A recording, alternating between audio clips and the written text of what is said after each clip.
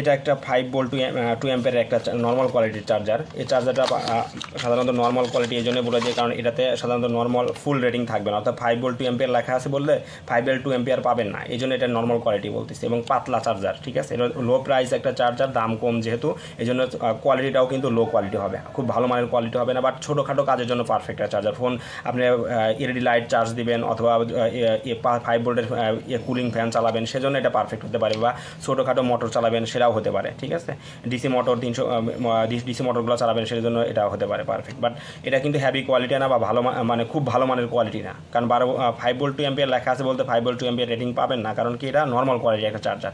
তো এই ভিডিওটা করার উদ্দেশ্য হচ্ছে 5 ভোল্ট 2 অ্যাম্পিয়ারের চার্জার অর্ডার করলে আমাদের কোন টাইপের চার্জার পাবেন সেটা বলা।